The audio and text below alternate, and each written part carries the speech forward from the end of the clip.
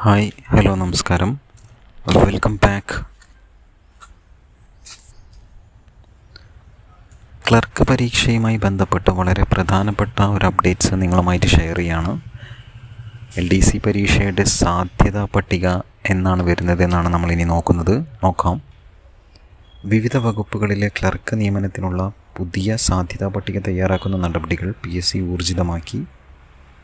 എല്ലാ ജില്ലകളുടെയും മൂല്യനിർണ്ണയം പൂർത്തിയായി എന്നാണ് അറിയാൻ കഴിയുന്നത്.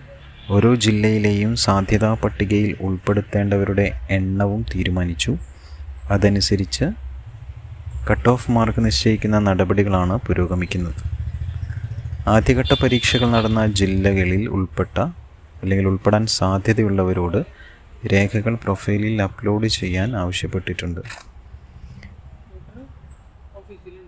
പരീക്ഷ എഴുതിയവർക്ക് പ്രൊഫൈൽ മെസ്സേജുകൾ പരിശോധിച്ച് ഇക്കാര്യം ഉറപ്പുവരുത്തണം. നിശ്ചിത തീയതിക്കകം തന്നെ രേഖകൾ അപ്ലോഡ് ചെയ്യുകയും വേണം. അല്ലാത്ത പക്ഷം പിന്നീട് പ്രൊഫൈലിൽ അതിനുള്ള അവസരം ലഭിക്കില്ല എന്നാണ് അറിയുന്നത്. മുൻപ് പ്രൊഫൈലിൽ രേഖകൾ അപ്ലോഡ് ചെയ്തവർ വീണ്ടും അപ്ലോഡ് ചെയ്യേണ്ടതില്ല. അവർ പ്രൊഫൈൽ പരിശോധിച്ച് അപ്ലോഡ് ചെയ്ത രേഖകളുണ്ടോ എന്ന് ഉറപ്പാക്കണം. അല്ലാത്തവർ വീണ്ടും രേഖകൾ അപ്ലോഡ് ചെയ്യേണ്ടി വരും.